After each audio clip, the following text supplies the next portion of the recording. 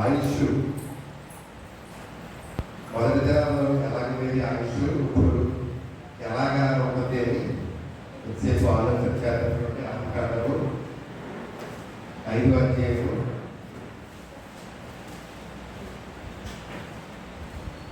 5వ వచనం చూసుకుంటే ఆదాము బ్రతికిన దినములన్నీ 930 ఏళ్ళు. 930 ఏళ్ళు. అప్పుడు అతడు మృతిపోతుంది. చూసారంటే మనకి మానవుడుగా దేవుడు తన స్వహస్తాంతో తన స్వరూపంతో చేసుకున్న మానవుడి ఆయుష్ 930 ఏళ్ళు. అంటే అధిక ఆయుష్ ఇచ్చాడు. ఆయుష్ ఎందుకంటే దేవుడు ఇచ్చిన ఆయుష్ని మన యొక్క జీవితాలతో మనమే చేతుల నాశనం చేసుకుంటామని దేవుని యొక్క వాక్యం తేటగా తెలియజేస్తున్నారు. ఎందుకంటే అప్పుడు మొదటి దినాల్లో అయితే ఆ రీతిగా ఆయుష్ని ఇచ్చాడు. చివరికి దేవుడే ఆయుష్ని తగ్గించుకోవడం వచ్చినట్టుగా పరిశుద్ధ గ్రంథంలో ఉన్నదన్నమాట. వాక్యంలో చూసుకుంటాం మనం కనపడే. ఎందుకంటే అది ఎందుకు తగ్గించాల్సి వచ్చింది అని మనం ఆలోచన చేస్తే భక్తుడైన మోషే గారు ఏం చెప్తున్నారంటే చూడండి ఒకసారి. మోషే రాసిన కీర్తన గ్రంథంలో ఒక మాట ఉంటుంది కదా, 90వ అధ్యాయము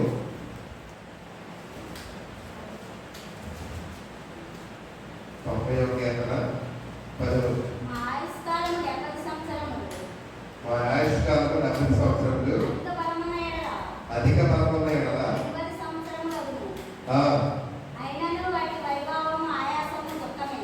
ఆయాసము దుఃఖమే, అది త్వరగా గతించును, మేము ఎగిరిపోదుము. సరిపడుతుంది. చూసారు ఇక్కడ భక్తుడైన మోషే ద్వారా దేవుడు ప్రకటిస్తున్న మాట ఏంటంటే మా ఆయుష్ కాలము 70 సంవత్సరములు. ఒకవేళ అధిక బలం ఉన్న ఎడల 80 సంవత్సరములు. కానీ దాని యొక్క వైభవం ఎలా ఉంటుందని చూసారా? ఆయాసము దుఃఖమే. ఎందుకంటే ఇంకా ఆ వయసులో వచ్చేసరికి ఇంకా ఆ పనులన్నీ మనకి ఉన్న పిల్లలు చేయించుకుంటూ ఉంటే వాళ్ళ చీకోవడం అన్నీ కూడా ఉంటాయని ఇక్కడ దీని అర్థం ఉంటుంది. ఆయాసము దుఃఖమే. ఎందుకంటే అక్కడి నుంచి అంతా ఒకవేళ ఏదైనా మొదటి కానీ అది ఏదో అంటే ఇంకా ఉంటుందో ప్రతి భక్తుడు తేటగా మనకి తెలియదు. ఆయాసము దుఃఖమే. ఇంకా అక్కడి నుంచి ప్రతిదాన్ని మనకి అనవసరంగా చెప్తున్నాడు. అదే భక్తుడు యాకోబు భక్తుడు చూడండి, యాకోబు రాసిన పత్రిక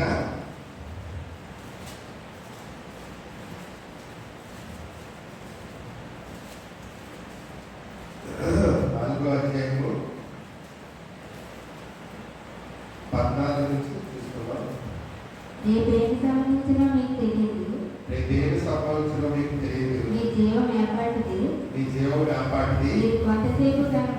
మీరు కొంతసేపు కనబడి అంతలో మాయమైపో ఆవిరివంటి వారే. ఆవిరివంటి భక్తులు చూశారు ఇక్కడ ఏమంటున్నాడు? ఆవిరి ఎంతసేపు ఉన్నది? ఇలా వచ్చి ఇలా కనపడాగా వెళ్ళిపోతారు. ఇక్కడ భక్తుడు తేటగా తెలియజేస్తున్నాడు. ఎందుకంటే మన యొక్క బ్రతుకు ఆవిరి. ఎందుకంటే మనకి ఈ లోకంలోకి వచ్చినప్పుడు దేవుడు మనం ఈ లోకంలో పంపిస్తున్నప్పుడు అప్పుడే మన మరణదినప్పుడే మన జన్మదినప్పుడే మన మరణదినాన్ని రాసేసించాడు అక్కడ. అందుకని దేవుడికి తెలుసు, కానీ మనకైతే అది తెలియదు. మనకు తెలిసిందంటే ముందే మనం చచ్చిపోతాం. మన మరణదినప్పుడు మనం తెలిసిందంటే బ్యాగెట్కి ముందే చచ్చిపోతాం మనం తెలియదంటే. ఎందుకంటే మన పుట్టినరోజు ఎప్పుడైతే ఈ భూగతి పనులు ప్రకటిస్తాడో అప్పుడే దేవుడికి తెలుసు. మన మరణదినం కూడా ఆయనకి తెలుసు. అందుకే భక్తుడు ఇక్కడ చెప్తున్నాడు, యాపాటి మీ జీవము యాపాటి మీరు కొంతసేపు కనుక అంతలోమయ్యే ఆవిరి వంటి వారే అంటాడట. ఆవిరి వంటి వారు. ఆవిరి ఎంతసేపు ఉంటుంది? ఒక గంటసేపు ఉంటుందా? గంటసేపు కూడా ఉంటుంది. ఎంతసేపు మనకు కనపడదు. అలాగా ఆవిరి పద. అలాంటి మన బ్రతుకుల్లో దేవుడు తన ఆయుష్ను పొడిగిస్తూ దినదినం కూడా గట్టికి లేకపోతే కాపాడుతూ మనల్ని నడిపిస్తూ మనల్ని పెంచి పోషిస్తూ ఉంటే మనమేమో ఇదంతా నేను కష్టపడుతున్నాను, నేను తిరుగుతున్నాను, లేదా నేను అంతా సంపాదించుకున్నాను, ఇదంతా నాదే అన్నదిగా మనం ప్రవర్తిస్తూ ఉంటూ దేవుడికి అయిష్టంగా మన యొక్క ప్రవర్తనని నడిపించుకుంటుగా పరిశుద్ధ గ్రంథం తేటగా మనం తెలియజేస్తున్నారు. అందుకనే ఎంత వయసు ఉంది? 930 సంవత్సరాలు ఇచ్చాడు ఫస్ట్. అదే నామ గారి చూడండి, నామ గారి అయితే ఇంకా ఎక్కువ సంవత్సరాలు ఉంటారు. ఆదాం గారి కదా కాదు, 9వ అధ్యాయం కూడా చూడండి. నామ గారి ప్రతిజ్ఞాలు, నామ గారి ప్రతిజ్ఞ 9వ అధ్యాయము చివరి వచ్చిలో ఉంటుంది. 29వ వచ్చిన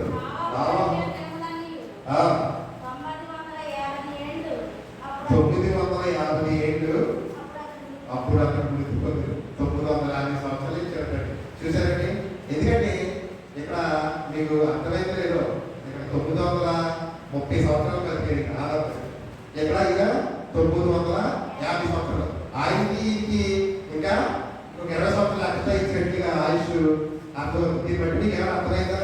దాంట్లో ఉన్న పరమాత్మ ఏమైనా అర్థమైతే, ఎందుకంటే దేవుడికి ఇష్టంగా బతికి నడిపించుకోవడం. మొదటి భాగంగా పుట్టిన ఆదామైతే దేవుడి మాటలు తప్పిపోయి మనందరికీ ఒక మాట వేసినట్టు, అంటే భక్తిహీనుల మార్గంలో వేసినట్టుగా మనందరినీ ఒక మాట వేసినట్టుగా అర్థమవుతారు. ఎందుకంటే మనం నిజంగా అబ్దుల్ కలాం గారు మాట చెప్తారు.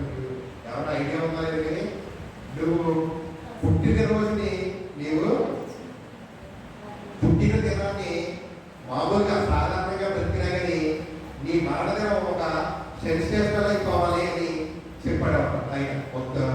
ఎవరంటే అబ్దుల్ కలాం గారు, మన రాష్ట్రపతి, అలాగే మంచి ఆయన శాస్త్రవేత్త కూడా అబ్దుల్ కలాం గారు. ఇక అర్థమైందన్నమాట. మన పుట్టిక ఎవరికి తెలియకుండా పుట్టచ్చు మనం, కానీ మన మరణము అసాధారణమైనదిగా ఉండాలట. అంటే ఒక అందరూ కూడా చెప్పుకునేలాగా ఉండాలట. ఎప్పుడో సాగిపోతుంది.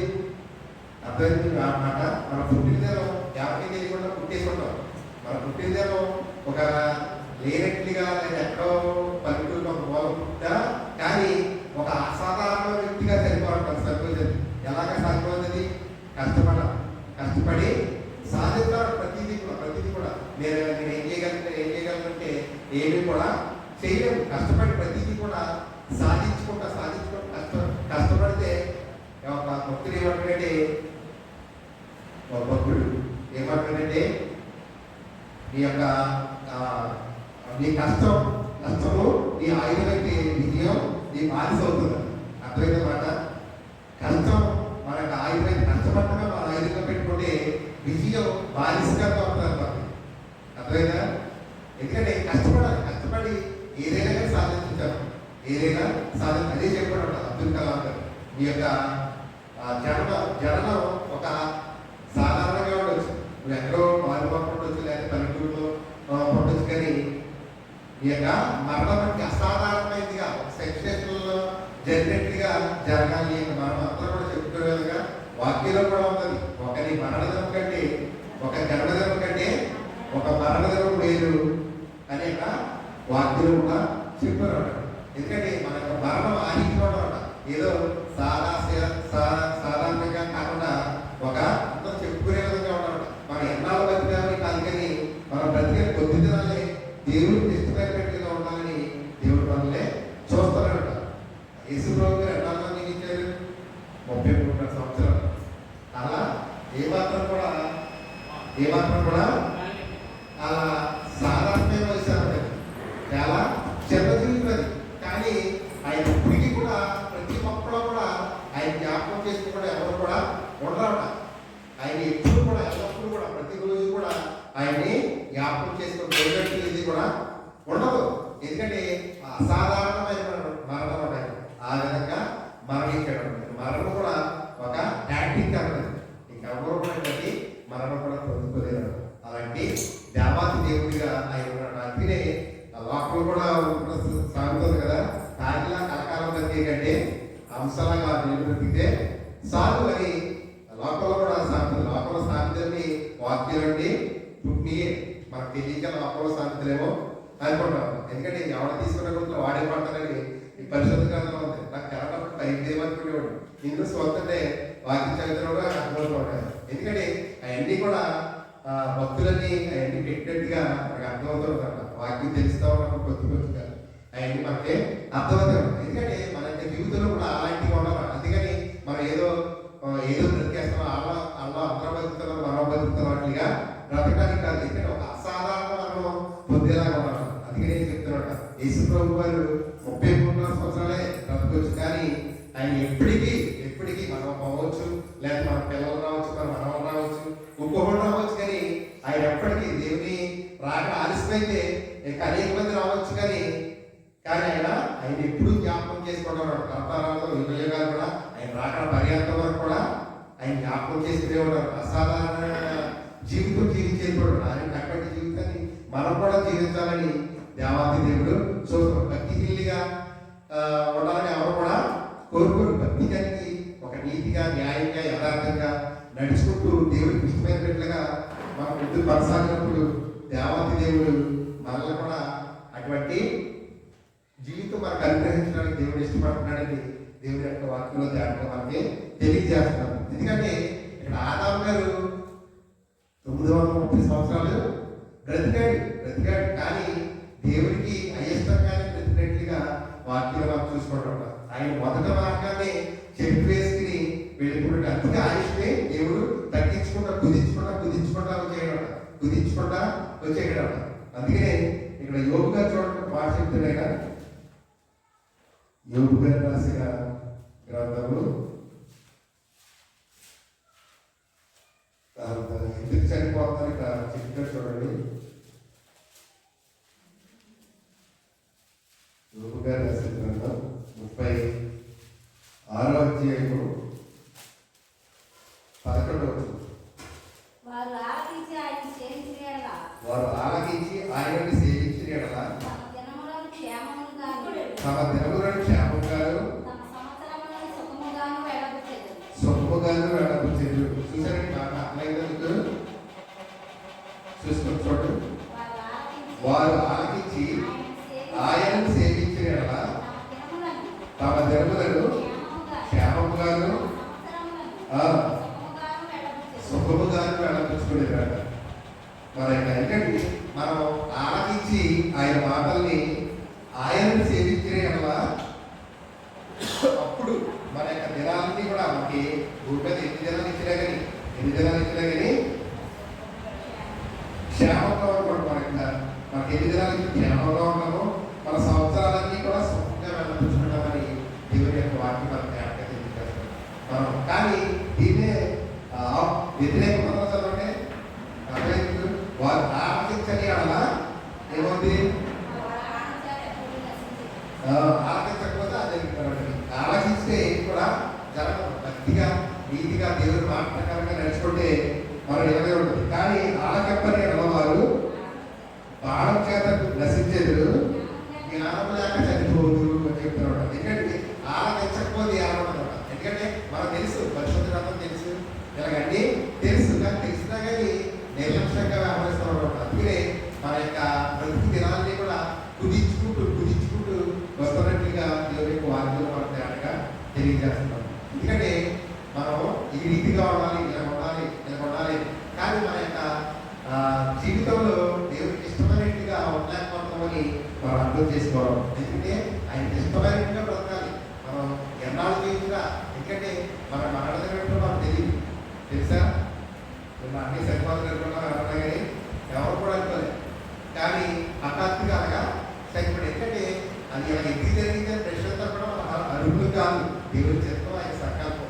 ఎవరయ్యా ఏ సంకల్పం తీసుకుంటాడో ఆయన. కానీ మన బ్రతుకులు ఆయనలో నెమ్మదిగా వెళ్ళాలంటే ఆలకించి ఆయన ఇష్టమైనట్టుగా నడిస్తే మన యొక్క దినాలు క్షేమంగా నడవడమే కాకుండా మన యొక్క సంవత్సరాలకి కూడా సొప్పుగా నడిపించుకుంటామని దేవుని యొక్క వాక్యం తేటగా తెలియజేస్తారు.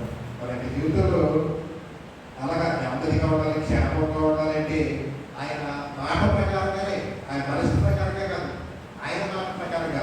ప్రతి ఒక్కడో కూడా ఈ రోజుల్లో నా ఇష్టం అంటారు. ప్రతివాడు చిన్నపిల్లలు అడిగితే నా ఇష్టం అంటారు. నా ఇష్టం అంటే కుదరదు. రక్షణ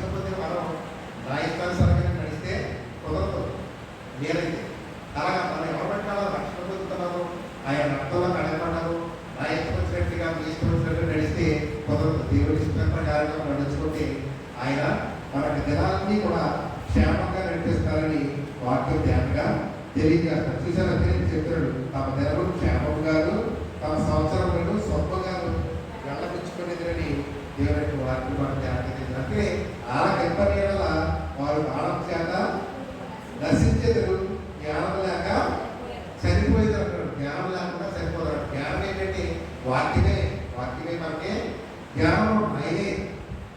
ఆ వాక్యాన్ని అన్నప్పుడు కూడా ప్రతిదినం కూడా మనం నెంబర్ వేసుకుంటూ ఉంటాం. ప్రతిరోజు కూడా మన ఇంటిని ఏ రీతిగా సపోర్ట్ చేసుకుంటూ ఉంటాం. ప్రతిరోజు 3 సార్లు 4 సార్లు కూడుతూ ఉంటాము. మన హృదయాన్ని కూడా మనం ఎప్పటికప్పుడు ఈ పరిశుద్ధ వాక్యం చేత ఎప్పటికప్పుడు కనుక్కోవకపోతే మన హృదయము అన్నింటికంటే మోసకరమైనది భక్తుడు చెప్తూ ఉంటాడు. హృదయము ఘోరమైన ఎంపికలని చెప్తాడు. మరి హృదయం అన్నింటికంటే మోసకరమైనది. మనమే మోసపుచ్చారు. మనం ఏదో దాన్ని ఏదో మోసపుచ్చుతారు అనుకోండి. మనల్ని మోసపుచ్చి ఆ నరకానికి మనల్ని చేరిస్తుంది. ఎందుకంటే అసలు ఈ రోజు ఎండ మనం తట్టుకోలేకపోతాం. ఆ నరకాన్ని ఎలా తట్టుకోలేమో నిజంగా ఆలోచన చేయండి. ఈ ఎండకే ఈ రోజు ఉంటే 40 డిగ్రీలో లేదా 42 డిగ్రీలో ఉంటుందేమో. దీన్నే మనం తట్టుకోలేకపోతే ఆరని అగ్ని ఇంకా అందులోకి అంటే యుగాలు తరతరాలు కూడా అలాగే ఉండాలి. ఇక కాసేపు కాసేపు మానేంత కంటే ఏం కూడా ఉండదు.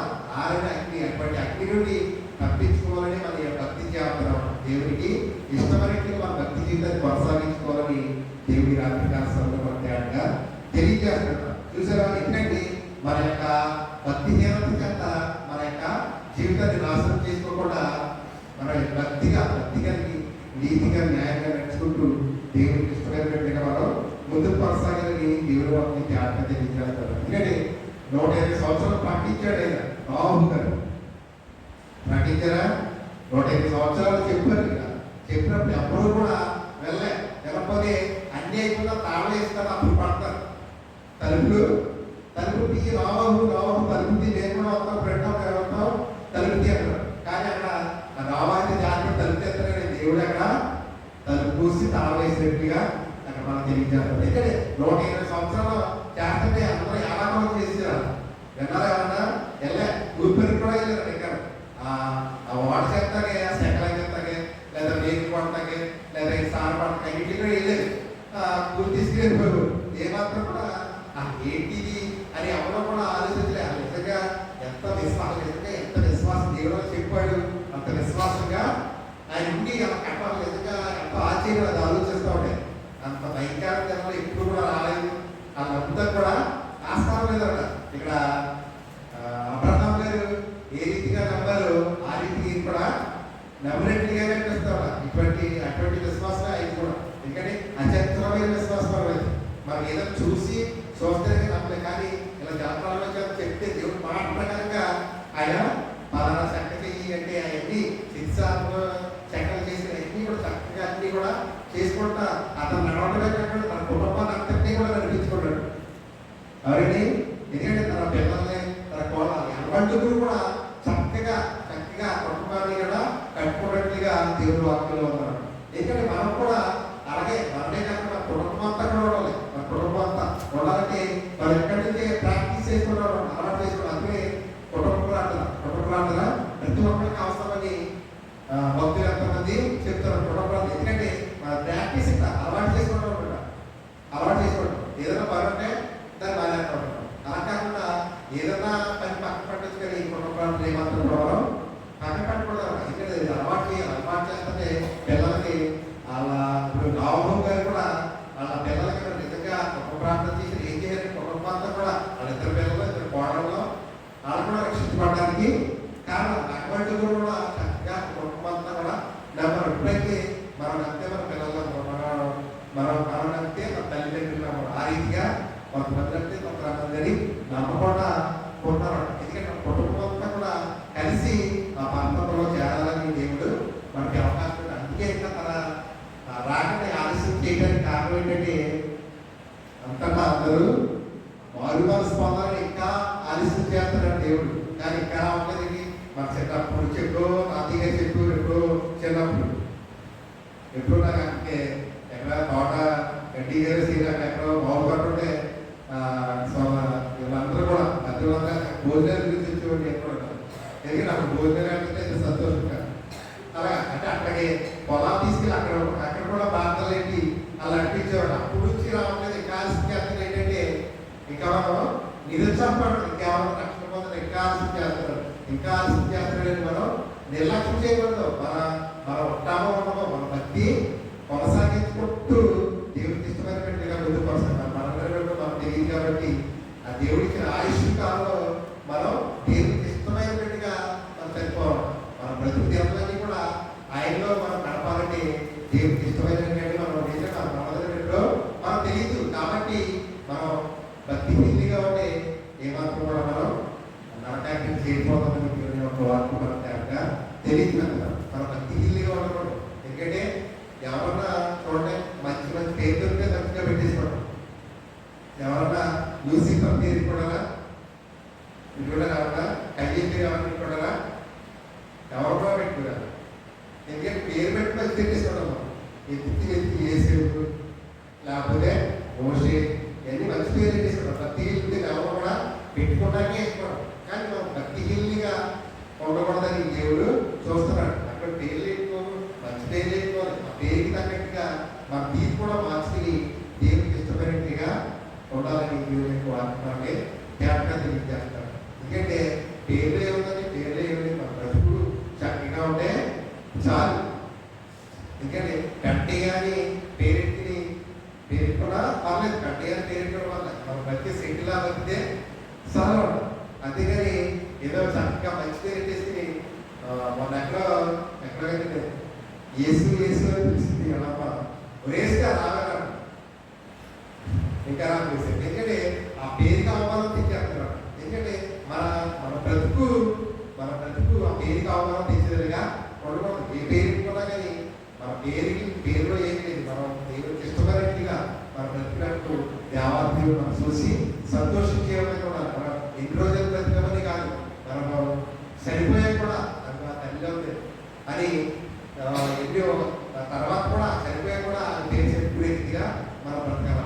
ఆ యొక్క పిల్లడు ఉన్నాడు చక్కగా బతికి కూడా దేవుడికి ఇష్టమైన అని చెప్పుకునే విధంగా మనం బ్రతుకుంటే ఆ దేవుడికి ఎంత సంతోషం అని. అందుకనే చెప్తున్నాడు అబ్దుల్ కలాం అంటాడు, నువ్వు పుట్టికి ఇప్పటిదైనా కానీ నువ్వు చనిపోయేటప్పుడు నువ్వు గొప్పగా ఉండాలి, గొప్ప పేరు సంపాదించి సరిపోవాలని చెప్తున్నాడు. ఆయన క్రైస్తవుడే మాత్రం కూడా కాదు, కానీ ఆయన చెప్తాడు అంటే ప్రతి ఒక్కళ్ళ కష్టపడి బ్రతకండి ఉన్నత స్థితిలో ఉండండి అని చెప్తున్నాడు. ఎందుకంటే మన ప్రమేయంతో మన ఇష్టపడే రాలే, మన తల్లిదండ్రులు కడుపున కొట్టాలని మనం అనుకుంటుకుంటామా? కొట్టలే. దేవుడు పలానా అక్కడ నువ్వు కొట్టాలి, పలానా వ్యక్తి నువ్వు కొట్టాలని గుర్తిస్తాడు. కానీ మనం చనిపోయే ముందు బట్టి ఒక సెన్సేషనల్ అయ్యేటట్టుగా మన బ్రతుకు ఉండాలన్నమాట. అంటే దేవుడికి ఇష్టమైనట్టుగా మనం నడుచుకుంటూ ఉంటే అప్పుడు అది మన బ్రతుకు అందరూ కూడా చెప్పుకుంటారని దేవుని యొక్క వాక్యంగా తెలియజేస్తారు. అందుకనే ఇక్కడ అనేక మంది భక్తులు ఉన్నారు. ఆ భక్తులు ఎన్ని రోజులు 950 సంవత్సరాలు బతికాడు ఒక భక్తుడు. అయితే ఒక భక్తుడు 930 సంవత్సరాలు బతికాడు. అంటే ఆయుష్ను కుదించుకుంటూ వచ్చేస్తూ ఈ దినాల్లో ఏమంటాడంటే ఆవిరి లాంటిది అంటాడు, లేకపోతే రాసు లేదా ధూళి వంటిది అంటాడు. అంటే ఈ రోజుల్లో నీకు ఏమాత్రం కూడా లేదు మనకి. అందుకని మనం ఏదన్నా చేస్తే దేవుడు గొప్పగా మనం చేసామని చెప్పుకోవాలని నాకు గొప్పతనం లేకపోతే రాని నేను అన్ని ఏంటనుకుంటా మరి అన్న విధంగా చెప్పుకోవడం నాకు ఆస్కారం లేదు. దేవుడి యొక్క గొప్పమంటే ఉన్నారమ్మా అన్న విధంగా మనం చెప్పుకుంటూ ఆయన పొందుకుంటూ ఎప్పుడు కూడా ఎల్లప్పుడూ కూడా కృతజ్ఞత కలిగి దేవుడికి ఎప్పుడు కూడా కృతజ్ఞత కలిగి ఉండాలని దేవుడి యొక్క వాక్యం తెలియజేస్తాను. అదే మన నుంచి దేవుడు ఆశించేది ఏంటంటే మనం చదువుకున్న మేఘాలలో ఉన్నది అనమాట. నీతిగా న్యాయంగా నడుచుకుంటూ యథార్థంగా మన యొక్క ప్రవర్తన కాపాడుకుంటూ నీతిగా ఉంటూ మనం ఉండాలని దేవుని యొక్క వాక్యంలో ఉండడం. అదే ఆయన మన నుంచి ఆశించేది. అంతేగాని వీటి మాకాలను మన నుంచి కోరుకోవట్లేదు, లేకపోతే వేలాది నదులంతా తైలాన్ని మన నుంచి కోరుకోవట్లేదు. కానీ చూడండి ఒకసారి ఆ చూసుకుందాం. చూడండి మేఘాజలంలో ఉంటుంది.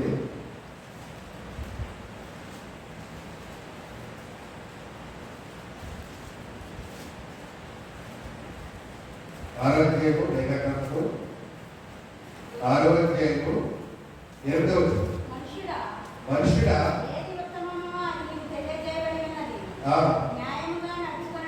న్యాయంగా నడుచుకున్నట్టు కనికరము ప్రేమించుటయు దీనమనస్సు కలిగి నీ దేవుని ప్రవర్తించుటయు ఇంతే కదా యెహోవా నిన్ను నడుచున్నాడు.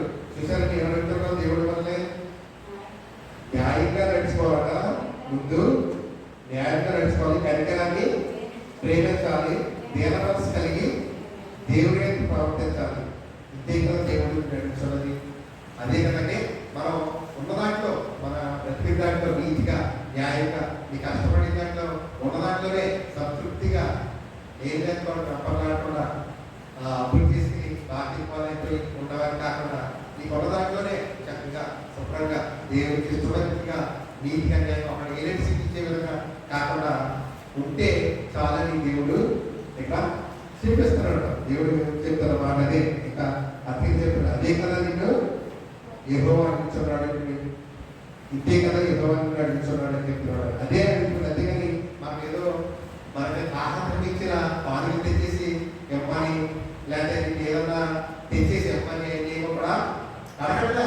నీతిగా న్యాయంగా నడుచుకోవట్లేదు, కనికరాన్ని ప్రేమించమంటాడు, దేవ మనస్సు కలిగి జీవించు అని అంటాడు. అక్కడ ఏది కూడా మన నుంచి దేవుడి ఆశించేది ఏది కూడా లేదన్నా. అలా ఉంటూ సంతృప్తిగా ఎందుకంటే ఎల్లప్పుడూ కూడా మనకి ఇచ్చిన దాన్ని ఏ దాని వరకు కాకుండా మనకి ఇచ్చిన దాంట్లో ప్రభా ఈ గర్వంతా నువ్వు నన్ను క్షేమం కోరుచావు ప్రభా, నీకు వందనాలైన స్తోత్రాలని ఆ రాత్రి పడుకోకుండా చక్కగా ఆ రోజంతా చేసి పనుల గురించి అది ట్యాక్స్ కృతజ్ఞతలు చెల్లించి చక్కగా పడుకుంటే చక్కగా విశ్రాంతి తెచ్చేస్తాడు. లేకుండా మళ్ళీ లేపుతాడు. అలాగే లేకుండా లేకపోతే ప్రభా రాత్రంతా చక్కని విశ్రాంతి దయచేశావు, నన్ను నువ్వు లేపవలసిన లేచావు అయినా లేదే మరణమైపోయి ఉండేవాడు లేపవలసి నీ కృతజ్ఞత స్థితులు ఈ రోజంతా కూడా నీకు ఇష్టమైనట్టుగా నడిచేటట్లుగా నన్ను నీ ప్రార్థన ఎందు మాట ఎందు అన్నిటి కూడా నీకు ఇష్టమైనట్టుగా నడిచినట్టు నన్ను జ్ఞాపకం చేసి నన్ను నడిపించినాయని అప్పుడు నా పని మనం చేసి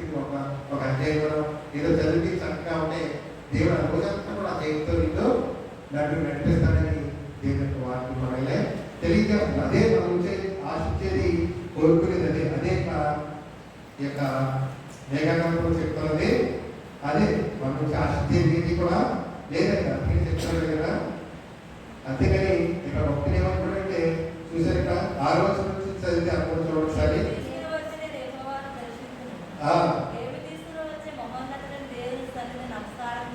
చేతులు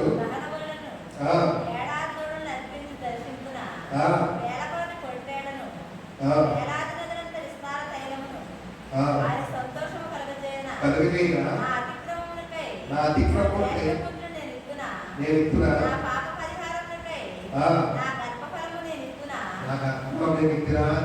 అంటే ఆయన ఏం చేయాలో దేవుడు అనుకుంటాడు. కానీ ఇక్కడ కనుక చెప్తున్నాడు దేవుడు ఇలా న్యాయంగా నీతిగా నడుచుకో, నువ్వు కనికరాన్ని ప్రేమించు, అదే దేవుడి ధ్యానమనస్సు కలిగి అని దేవుడు జ్ఞాపకం చెప్తున్నాడు.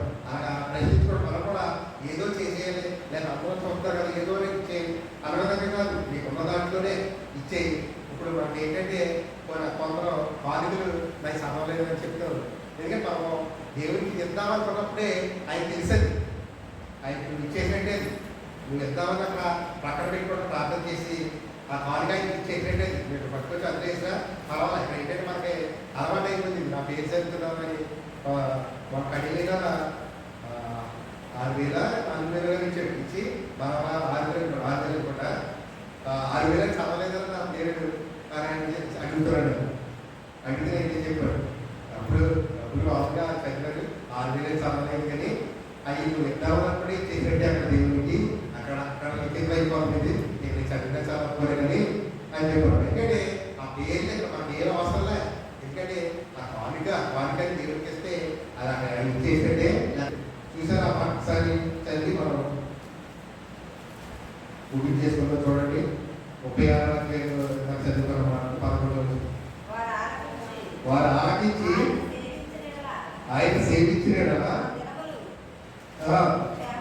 మన తెలుగు క్షేమంగాను మన సంవత్సరములు శుభకాలు వెళ్ళరు వారు ఆ కెప్పని ఎడల వాడకి అతను కూలి నశించేది జ్ఞానం లేక చనిపోయిందని వాక్యం చేస్తుంది. మనం ఏంటంటే దేవుని యొక్క వాక్యాన్ని ఆలకించి దాన్ని ఆచరణలో పెట్టాలన్న దాన్ని మీకు ఒక మాట తెలియజేయాలి. ఎందుకంటే దావీదు పాపం చేశాడా పాపం చేశాడు. ఆ పాపాన్ని వెంటనే నాటాన్ ప్రవక్త వచ్చి నీవే మనుషులు అంటే అది ఎంత పశ్చాత్తాపడ్డాడంటే అసలు మామూలుగా కన్నీటితో రాసిన పాట. ఆ పాట 51వ కీర్తన.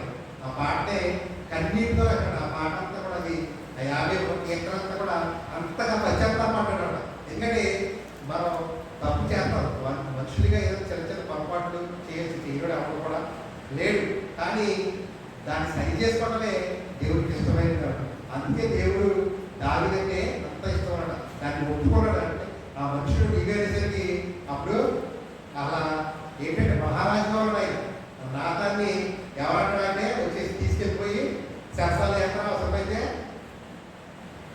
ఈ సభ్యుడిగా ఆయన కూడా తప్పించేయచ్చు, అది లక్ష్యం కాదు. కానీ పశ్చాత్తాపడ్డాడు. ఆ పశ్చాత్తాపే కావాలి దేవుడికి. తప్పు చేయడం ఎవరైతే అంత తప్పు చేస్తాం, కానీ మనం పశ్చాత్తాపడం. దానికి మనకున్న తేడా ఏంటంటే మనం పశ్చాత్తాపడం. ప్రభావానికి మనం చేసినప్పుడు కూడా ఈ పశ్చాత్తాపం ఏమాత్రం కూడా మన హృదయం వచ్చి రాదు. ఆ 51వ కీర్తన అది చదివితే మనకు అర్థమవుతుంది. అలా ఇస్సోపుని కడుక్కొని వాళ్ళు నా తల్లిగా అనుకోనే పాపతోనే పుట్టారు అని ఆ కీర్తన అంతా కూడా చదివితే ఎంత వేదంతో కన్నీటితో అలా రాసి ఉంటారు ఆ కీర్తన. ఆ కీర్తన అంతా కూడా అదే. అంత ఎంత పశ్చాత్తాపం అంటే ఆ పశ్చాత్తాపే కావాలి. తప్పు చేస్తాం, తప్పులు ఒప్పుకోవడమే గొప్ప విషయం.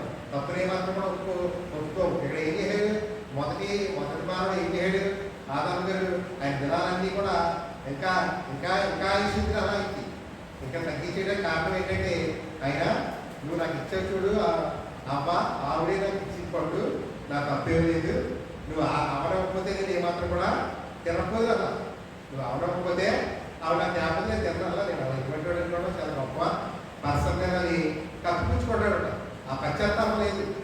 అదే అలా అందంగా దేవుడితో గట్టిగా చల్లకుండా చక్కగా సరదాగా మాట్లాడుకుంటూ కాలం గడిపే స్థితిలో ఉండగా అక్కడ ఆ రీతిగా సమాధానం చెప్పాడు. జవాబు ఏమిచ్చాడు, నువ్వు అమ్మమ్మ గారు ఏమన్నా చెప్పిందా, సరిగ్గా ఒప్పుకుందా, సాధారణ మోసం చేయించింది లేదా చెప్తుంది, తప్పు అయిపోయింది నువ్వా ఆదాముగా కూడా తినవాలిగా ఇచ్చాను నేను అనేది ఒప్పుకోలే. తప్పే కదండి, ఒప్పుకుంటే వేరే విషయం కూడా నిజంగా మనం కష్టపడాల్సిన పడకపోతే శ్రమ పెట్టే విషయం కూడా మనం కూడా తీర్చుకో విధంగా పెట్టేవాడేమో నేను అలా అనుకుంటాను. నేను అయితే ఎందుకంటే దానివల్లే ఇవన్నీ కూడా ఈ పాపం రావడానికి మూఢతత్వం ఇవన్నీ రావడానికి అవన్నీ కూడా కారణమైన వాక్యలో తేటగా ఉన్నాడు. ఎందుకంటే నిజంగా వేరే విధంగా ఉండేవో మన బ్రతులన్నీ కూడా నిజంగా లేదు. కానీ ఆ రీతిగా తప్పులు ఏమాత్రం కూడా ఒప్పుకోలేదు. దాని ఎంత ఎంత మనుషులు నీవంటే పశ్చాత్తాపడి ఏడ్చి కన్నీటితో తన అక్కడే ఆ కేంద్ర గ్రంథంలో ఇంకా నా కన్నీటితో నా పరిపంతా తేడా చేస్తున్నాడు. అసలు ఎన్ని కన్నీళ్ళు వస్తే పరుపు తేలదా, పరుపు తేలదా, ఎన్ని కన్నీళ్ళు వచ్చినా కానీ ఆ పరుపులో ఇంకిపోతా, స్పాంజులు ఇంకిపోతా, పరుపు తేలదా, 3 నీళ్ళు అంత గదంతా నీళ్ళు అంతగా పరుపు తేలదా. ఎంత కన్నీటితో రాస్తే మాట్లాడా దావీదు గారు ఆధారపడతాడా కాదు ఏమంటాడు. ఎందుకంటే అంతగా పశ్చాత్తాపడ్డాడు. ఆ హృదయాన్ని దేవుడు చూస్తున్నాడు. మనందరం కూడా మనందరం హృదయాన్ని కూడా దేవుడు అదే చూస్తున్నాడు. మన హృదయంలో ఏముంది, మన హృదయంలో రాత్రి వేళ ప్రతి ఒక్క హృదయాన్ని దేవుడు దర్శించాలన్నాడు. వాక్యంలో కీర్తనలో ప్రతి ఒక్క హృదయాన్ని కూడా చూస్తున్నాడు. మన హృదయంలో కపం రాస్తున్నాము, లేక అన్యాయం అనుకోని మీద అన్యాయం చేసి ఆ హృదయం పెట్టడంలో దేవుడికి అర్థమైపోతుంది. కానీ మనుషులకి ఏమంటున్నాడు మాకైతే అర్థంగా దేవాతి దేవుడికి హృదయం ఏమంటారు తేటగా కనపడతాడు. మనుషులు వాక్యంలో సాధ్యంలో మన నరుల హృదయము మరీ తేటగా కనపడుతుంది చెప్తుంది. నీటిలో మధ్యాహ్నం ఎలా కనపడితే నీటిలో అలా తెల్లగా కిందంతా కూడా సెలయిలో నీళ్ళు అంతా కింద రాళ్ళు ఎన్ని కూడా మంచి నీటిగా ఆ రీతిగా దేవుడికి మరీ తేటగా కనపడతాడు మన హృదయం. మన హృదయంలో ఎవరి మీద స్త్రీలతో, ఎవరి మీద పాపంలో, ఎవరి మీద వేషంలో అవన్నీ కూడా దేవుడికి క్లీన్గా కనపడుతూ ఉంటాయి. అందుకనే మన జీవితాలు ఎలా కుదించుకుంటూ ఈ రీతిగా మనం ఈ సంవత్సరాలు ఇంకా రాబు గారు వచ్చి బతికి ఎంతండి 950 సంవత్సరాలు, 50 సంవత్సరాలు తక్కువ 1000 సంవత్సరాలు బతికేవాడు మనం. అటువంటి మన ఆయుష్కాలం తగ్గించుకోవడం వచ్చేటువంటి కారణం ఏంటంటే ఆవిరి పట్టింది అనమాట. చివరి వచ్చేసరికి గొప్పలేని యాకోబు మీ యొక్క జీవితం ఏర్పడండి ఆవిరి పట్టింది ఇది గొప్ప తెలియజేస్తున్నట్టుగా ఒకసారి చూడండి.